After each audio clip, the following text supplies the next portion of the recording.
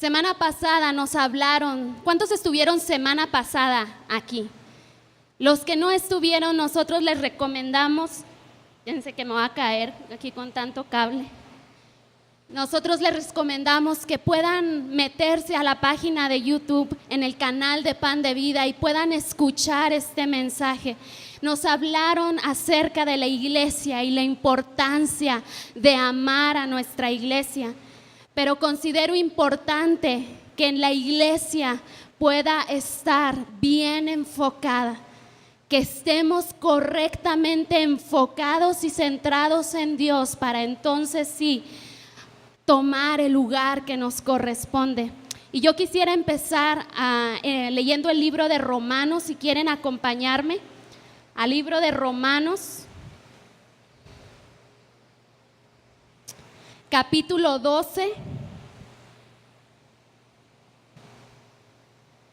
Vamos a leer del versículo del 1 al 2. ¿Están listos? Como dice mi esposo, abrochen sus cinturones.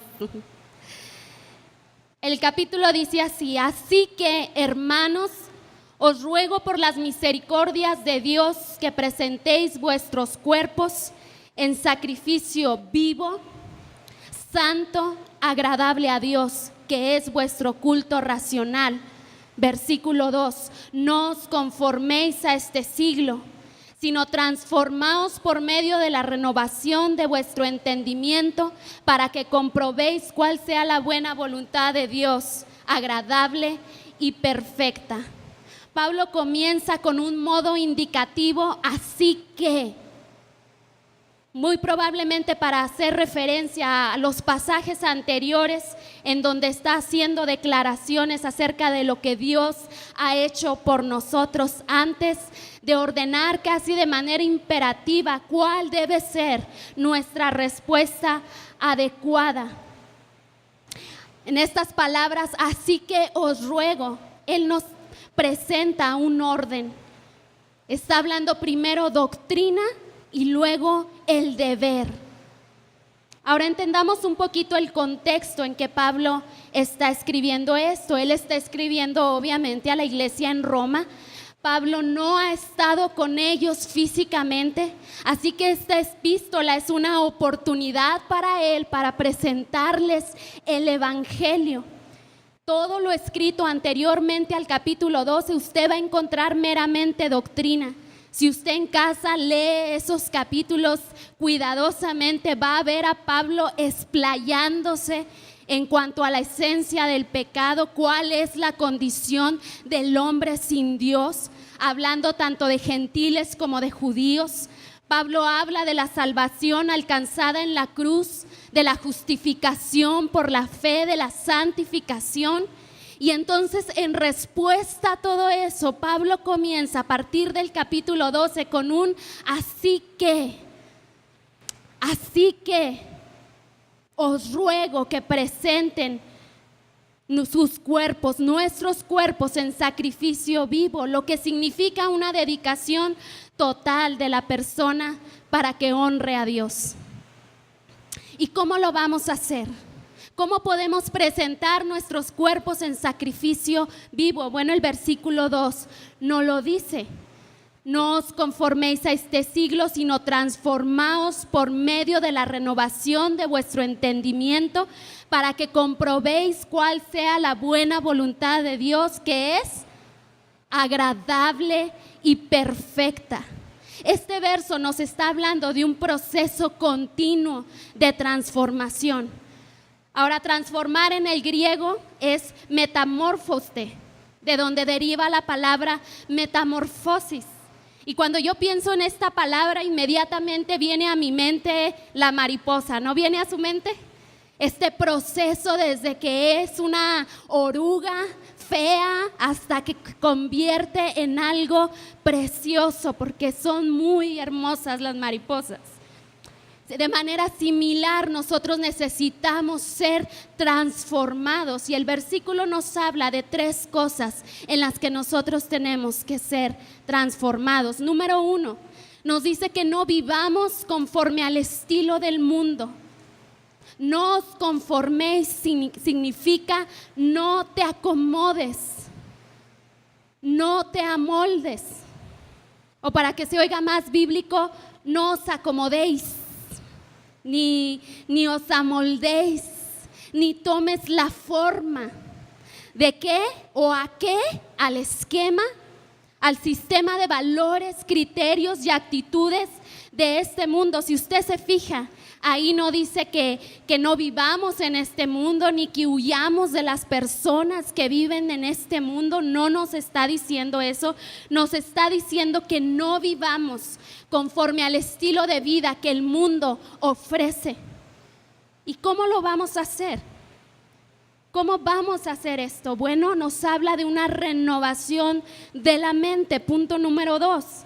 Ahora, ¿qué significa esto? ¿Qué significa una renovación de la mente?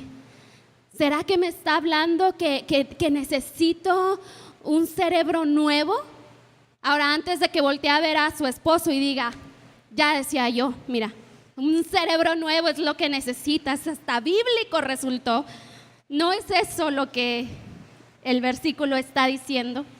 El versículo está hablando de una renovación, de una nueva manera de funcionar de la mente. Antes de conocer a Cristo, nosotros pensábamos y actuábamos de una manera carnal, una manera sujeta a nuestras emociones, una manera sujeta a nuestros deseos carnales. Pero ahora nos dice que tenemos que ser transformados a obtener una mente bíblica, a actuar y pensar con una visión bíblica. Nosotros no podemos actuar, no podemos pensar, no podemos aconsejar si no es conforme a la verdad de la palabra de Dios. Ahora, ¿cómo hacemos esto? ¿Cómo nos renovamos en nuestra mente? La mente cambia mediante la oración, la mente cambia mediante la lectura y la reflexión de la palabra. La mente cambia en la adoración, en la meditación de sus obras, de lo que Él ha hecho por nosotros. Todo esto a medida que el Espíritu Santo va obrando en nuestro interior. Y hay un propósito, hay un por qué es necesario que nosotros hagamos esto, punto número 3, para que podamos comprobar la voluntad de Dios, para que podamos comprobar, para que podamos experimentar la voluntad de Dios en nuestra vida. Solo con una nueva mentalidad que es constantemente renovada. Ojo con esto no es de una sola vez. No es como que conocemos a Cristo y listo, ya no tengo más nada que hacer, ya soy salvo y me quedo como estoy. El verbo está en presente continuo, transformar. Es algo que necesitamos hacer constantemente para que podamos discernir qué es lo que Dios quiere y demanda de nosotros. Esta renovación nos lleva a la madurez y a ser guiados por el Espíritu y no por la carne, a discernir y escoger lo mejor, y lo mejor es lo más glorioso para Dios, lo más honroso para Él, y no tiene nada que ver con nuestros deseos, con lo que nosotros necesitamos, porque el Evangelio, que nos quede tan claro, se trata de aquel que nos salvó. No se trata de nosotros. Sí sabíamos esto, ¿verdad? No se trata de nosotros.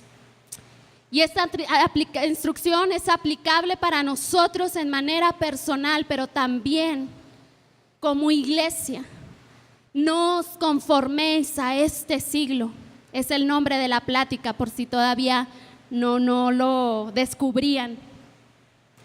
Ahora, si nosotros metemos un termómetro al mundo, no podemos negar o no se necesita mucho para darnos cuenta que el mundo está en apuros, ¿cierto? El mundo está en una crisis moral y espiritual como nunca antes. Y podemos darnos una idea de dónde está el enfoque de la sociedad simplemente con echar un vistazo a tanta literatura y ver de qué es lo que nos está hablando. Alcanzar el éxito, que va desde el cómo hacer dinero hasta las cosas más insignificantes. Pero esto es lo que hay en el mundo. Un mundo donde las personas están obsesionadas consigo mismas, que son egoístas porque está en su naturaleza pecaminosa, lo cual ha permitido que se introduzcan a nuestra sociedad un sinfín de valores falsos. ¿Qué es lo que el mundo alaba? El mundo alaba la fama, el éxito, el materialismo. El mundo alaba la celebridad. Se enorgullece de su lucha por la igualdad y la equidad y lo que ahora ellos llaman los nuevos núcleos familiares, haciendo referencia a la homosexualidad y a la adopción de niños por padres y madres homosexuales, entre tantas cosas más que no acabamos. Este es el mundo al que nosotros nos enfrentamos y este es el mundo al que nuestros hijos se están enfrentando hoy, a donde lo bueno le llaman malo y a lo malo le llaman bueno. Nos enfrentamos a una nueva generación que por su ideología piensa que todos deben tener su propia opinión. Todo es relativo. Y esta opinión tiene que ser escuchada y respetada independientemente de su edad o su experiencia. Un caso conocido y al que a lo mejor muchos tenemos conocimiento es una de las hijas de este matrimonio que es famosísimo en el medio artístico, Brad Pitt y Angelina Jolie. Esta niña desde edad temprana manifestó querer ser hombre. Ella se viste como hombre y quiere que la llamen como hombre. Y sus padres le han apoyado y le han dejado, le han respetado, y digo entre comillas, su individualidad. Y el mundo les aplaude por eso. El mundo dice, wow, o sea, a eso debemos de llegar. Y cuando nosotros hablamos lo que la palabra de Dios dice, entonces nosotros somos intolerantes, nosotros somos homofóbicos, no hay amor. ¿Se dan cuenta lo irónico? A lo bueno le llaman malo y a lo malo le llaman bueno. Y aquí es donde nos agarramos los cinturones, pero los amamos. Otra realidad alarmante es que la iglesia tiene casi los mismos problemas que la cultura del mundo. ¿Cómo? Sí, la iglesia se está enfrentando a los mismos problemas. ¿Por qué? Porque muchos cristianos se están adaptando, se están conformando a este siglo, y esto es un peligro. Los cristianos están incurriendo en el mismo sistema de valores: fama, éxito, materialismo, consumismo y celebridad. Hace poco yo leía un titular en el Diario de Juárez y decía: IMSS en crisis por falta de especialistas. Y cuando yo leía eso y que los que necesitamos especialistas decimos, efectivamente hay una crisis en el hospital. ¿Por qué? Porque yo en mi caso, que necesito que me revise un oncólogo, pues yo no quiero que me revise un médico general. Y no porque el médico general sea malo, sino porque yo necesito un especialista. Y de manera similar, la iglesia estará en crisis si los cristianos no se vuelven especialistas en la palabra de Dios y la viven. Hoy en día valoramos a las iglesias líderes y a los cristianos líderes a través de nuestros valores. Queremos imitar a los predicadores famosos del momento y a aquellos cuyas iglesias son espectaculares. Ahora que nosotros estamos frente a pastoreando una iglesia, escuchamos esta pregunta muy comúnmente: ¿y cuántos tienen en su iglesia? Como si el número de congregantes determinara el valor de la iglesia, determinara el valor del pastor, determinara el valor de Dios que está obrando en la iglesia.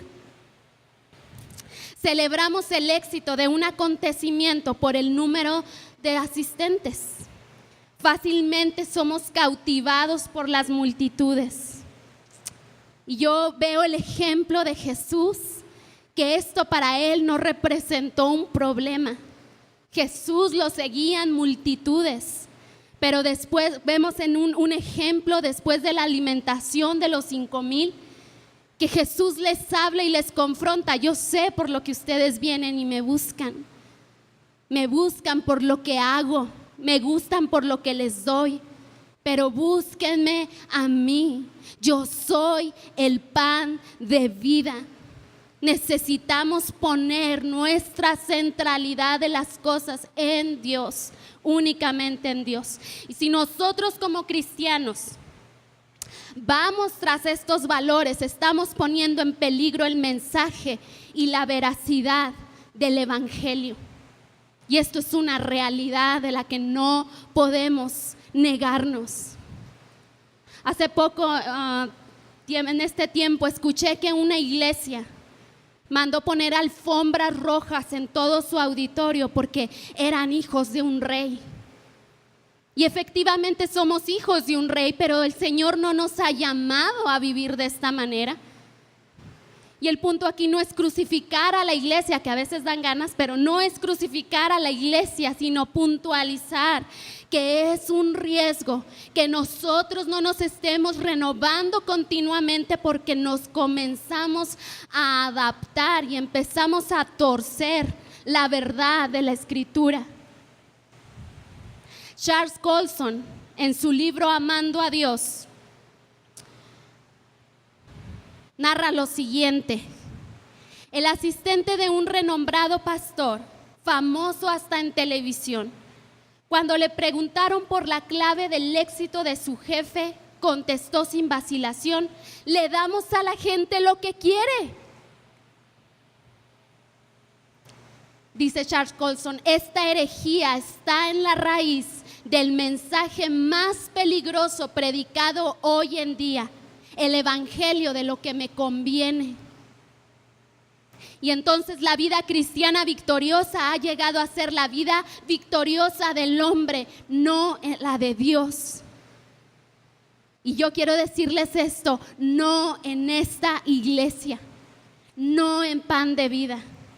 Yo amo esta congregación porque ciertamente el mensaje que se da es fuerte, es confrontacional, pero el evangelio es confrontacional. El evangelio nos lleva al arrepentimiento y les amamos por responder a esto. No nos vamos a conformar ni les vamos a dar lo que la gente quiere. Todo va a estar bien, vas a ser bendecido, nunca te va a pasar nada.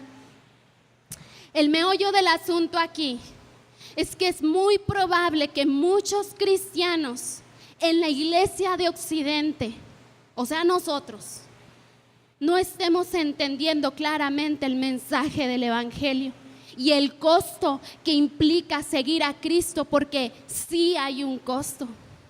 Jesús mismo lo dijo, Lucas 14, empezando desde el versículo 25. ¿Quién es aquel hombre que piensa edificar una torre? ¿No primero se sienta y consulta los gastos? No sea que habiéndola iniciado no tenga para completarla, para terminarla.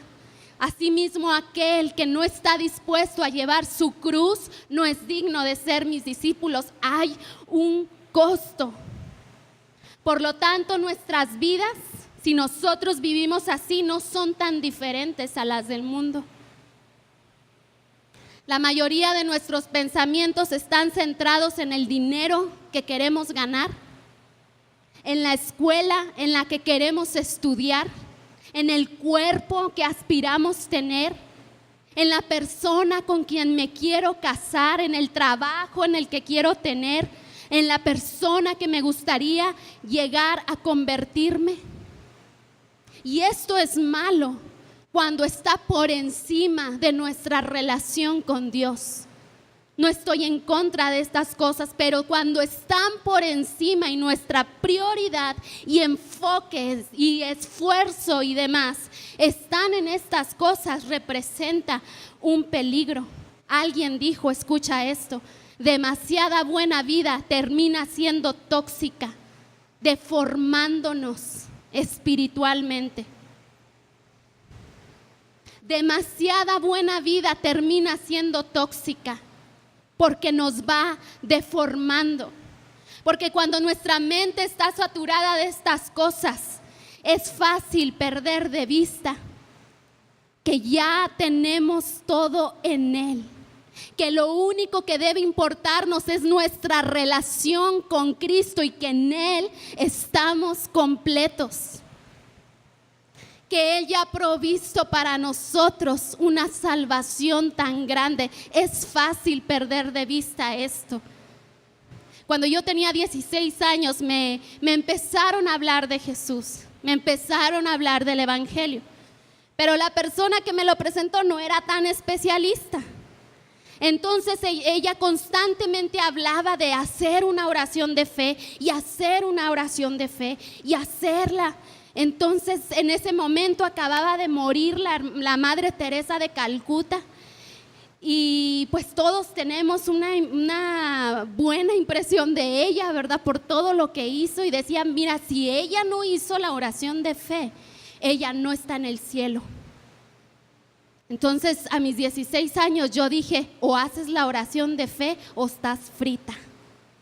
Entonces yo no quería estar frita, así es que yo dije, pues ¿qué estamos esperando? Hagamos la oración de fe. E hicimos la oración de fe y todo, y a mí no me fue claro que yo era pecadora.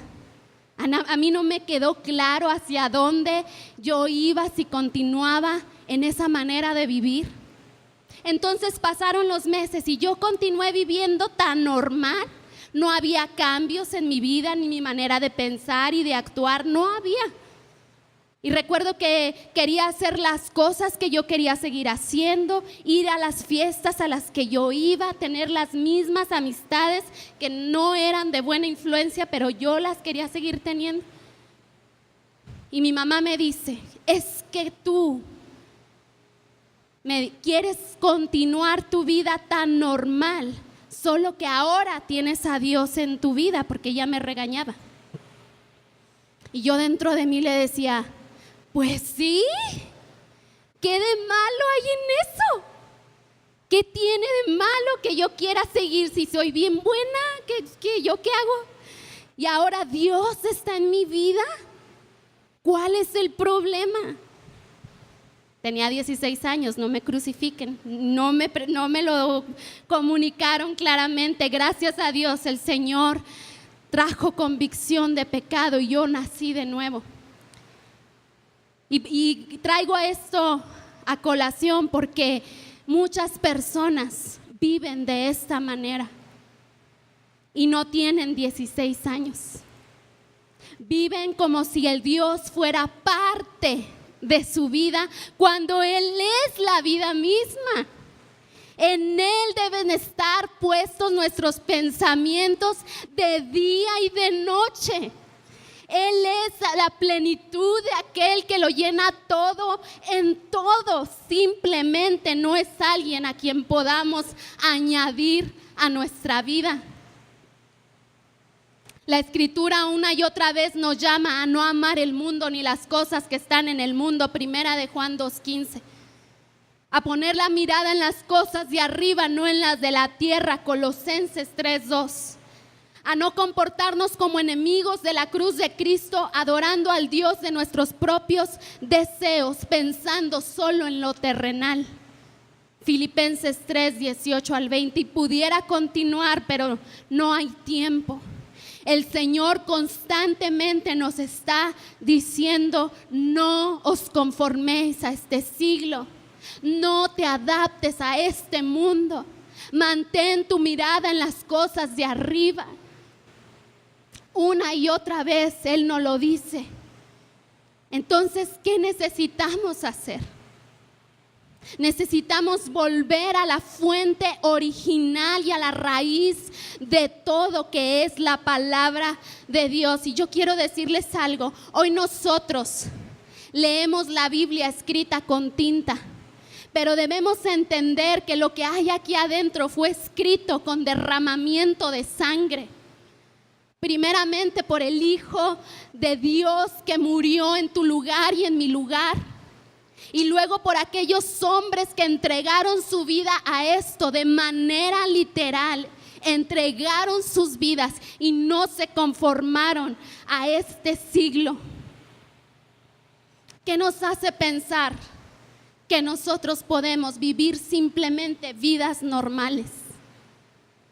¿Qué nos hace pensar que podemos ser cristianos únicamente de domingo y el resto de la semana ni siquiera nos acordamos?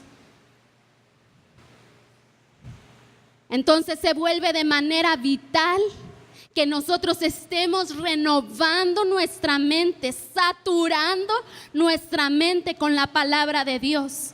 Porque solo así podemos tener una visión clara de quién es Dios. ¿Quién es Él? No quién pienso yo que Él es Él. ¿Quién es ese Dios al que hemos entregado nuestras vidas como sacrificio vivo? Mira, si yo voy a entregar mi vida como sacrificio vivo, yo tengo que saber qué es lo que estoy haciendo. Yo tengo que saber y conocer a quién se la estoy entregando. ¿No es cierto? ¿No lo harías? Necesitamos considerar el alto costo que implica cuando Jesús dijo: toma tu cruz y sígueme. Toma tu cruz y sígueme. Y ser como ese hombre de la parábola de la perla de gran precio, que vendió con alegría todo lo que tenía a fin de obtener lo único que importaba. Con alegría fue y lo vendió porque él sabía lo que había encontrado. Es a través de todo esto, de meditar y orar en la palabra de Dios, en renovar nuestra mente, en pensar como Dios piensa, que entonces podremos recuperar un espíritu fervoroso, un espíritu apasionado y sacrificado que caracterizó a la iglesia de los primeros tiempos. Mismos que lo llevaron a ser una iglesia de tal influencia que eran conocidos por los que trastornaban cada lugar a donde ellos iban, llenos del poder de Dios para anunciar las buenas nuevas. Eso es lo que es tomar nuestro lugar y convertirnos en la iglesia de Cristo. Hace poco yo leía estas palabras de Martin Luther King y golpearon mi corazón. Sacudieron mi corazón y quiero leértelas. Martin Luther King hizo un poderoso llamado a la iglesia. Él dijo: hubo una época en que la iglesia fue muy poderosa, cuando los cristianos primitivos se regocijaban de que se les considerase dignos de sufrir por sus convicciones. En aquella época la iglesia no era un mero termómetro que medía las ideas y los principios de la opinión pública. Era más bien un termostato que transformaba las costumbres de la sociedad. Pero el juicio de Dios es sobre la iglesia hoy más que nunca. Si la iglesia de hoy no recobra el espíritu de sacrificio de la iglesia primitiva, escucha esto, perderá su autenticidad, se quedará sin la lealtad de millones de personas y acabará desacreditada como si se tratase de algún club social irrelevante, desprovisto de sentido para el siglo XX. Esto fue escrito hace casi 50 años. Y cuando yo leí estas palabras, golpeó de tal manera mi corazón, porque la realidad es que no estamos muy lejos de eso. Ahora, yo no generalizo, sé que este mensaje no es para todos, pero de todas maneras es bueno recordar Hay personas que están entregadas a Cristo, que sufren por la causa del evangelio, que están negados a sí mismos, pero hay otros que necesitamos ser exhortados, mis hermanos. Necesitamos despertar. Piensa en estas palabras de Martin Luther King. ¿Y qué haremos nosotros con respecto a esto? ¿Qué haremos nosotros en el corto tiempo de vida que nos toca representar a la iglesia en esta tierra? Porque déjame decirte una cosa, la iglesia prevalecerá. Jesús dijo que las puertas del Hades no iban a prevalecer contra ella. La iglesia va a prevalecer a pesar de ti y a pesar de mí, a pesar de nosotros. Pero ¿qué de nosotros? ¿Qué de nosotros? ¿Cómo vamos a responder? La vida es tan frágil y tan corta. En un momento estamos y en el otro ya no estamos. ¿Cómo vamos a responder? No, mis hermanos, no hemos sido llamados a conquistar el éxito de la manera en que el mundo lo ve. No hemos sido llamados a eso. Hemos sido llamados a tener todas las cosas por basura a fin de ganar a Cristo. Hemos sido llamados a no ser bien recibidos en este mundo y a que nos llamen intolerantes, faltos de amor porque no nos conformamos. Hemos sido llamados a predicar las buenas nuevas. Y escuchen esto, nuestras convicciones no valen de nada si no estamos dispuestos a vivir y a morir por ellas. De tal manera que se vuelve relevante nuestra manera de vivir.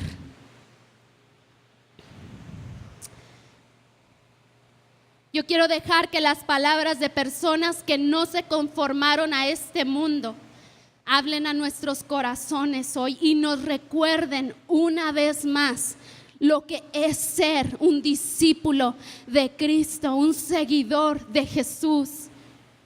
En pantalla va a estar Romanos 2 de Corintios 6, versículos del 1 al 10. Está en la Nueva Traducción Viviente, porque quise que nos quedara todavía más claro. A mí me encanta la Reina Valera. Y dice así: como colaboradores de Dios, les suplicamos que no reciban este maravilloso regalo de la bondad de Dios y luego no le den importancia. Pues Dios dice: en el momento preciso te oí, en el día de salvación te ayudé. Efectivamente, el momento preciso es ahora. Hoy es el día de salvación. Vivimos de tal manera que nadie tropezará a causa de nosotros y nadie encontrará ninguna falta en nuestro ministerio. En todo lo que hacemos demostramos que somos verdaderos ministros de Dios. En todo lo que hacemos, con paciencia soportamos dificultades y privaciones y calamidades de toda índole. Fuimos golpeados, encarcelados, enfrentamos a turbas enfurecidas, trabajamos hasta quedar exhaustos, aguantamos noches sin dormir y pasamos hambre. Demostramos lo que somos por nuestra pureza, nuestro entendimiento, nuestra paciencia, nuestra bondad, por el Espíritu Santo que está dentro de nosotros y por nuestro amor sincero. Con fidelidad predicamos la palabra de verdad. Y yo quiero hacer una pausa aquí.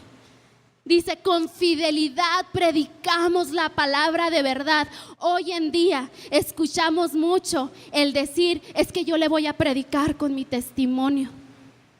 Y nunca le hablo de Cristo a la persona. Esto es un engaño del que debemos despojarnos, porque gente amable en el mundo, gente responsable, gente que tiene su casa limpia, hay por todas partes y no le conocen. Eso no es lo que nos diferencia.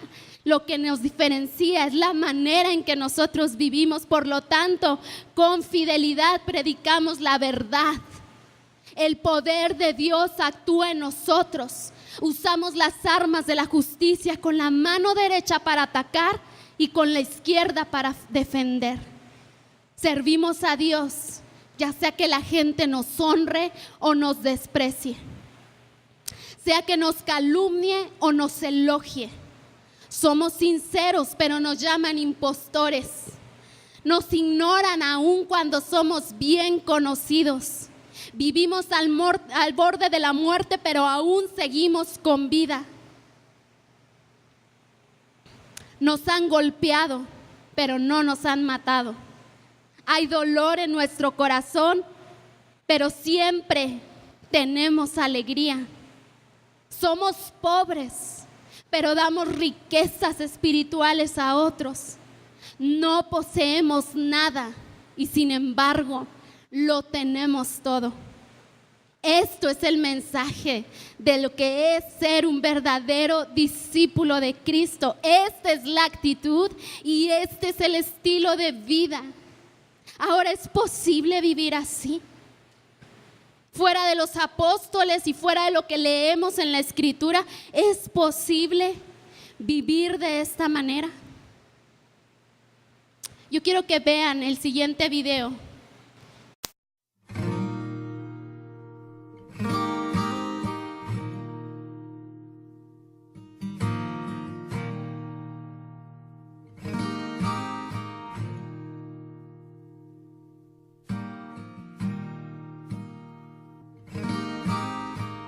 There's a true story of a small village in India.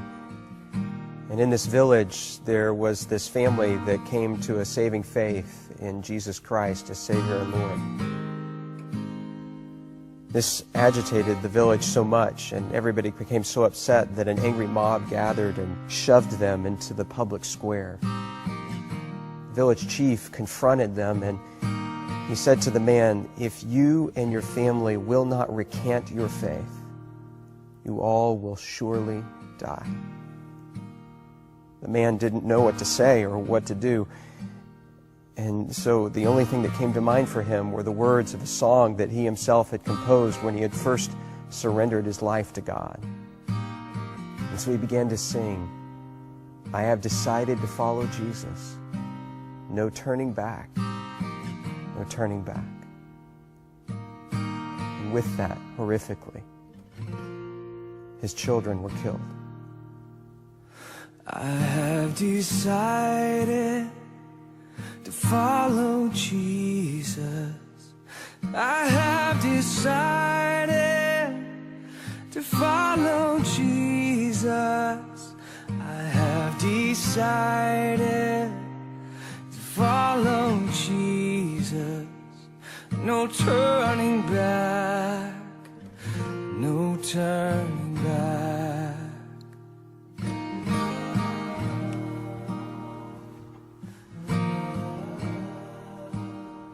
He was given another chance, this time with his wife's life on the line. And yet he continued to sing, "Though none go with me, still I will follow. No turning back, no turning back." Though none go with me, still I will follow. Though none go with me, still I will follow. Though none go with me, still I will follow. No turning back, no turning back. After her tragic death, he was given one final opportunity, this time to save himself. And yet he continued to sing. Cross before me, the world behind me. The cross before me, the world behind me. The cross before me, the world behind me. No turning back, no turning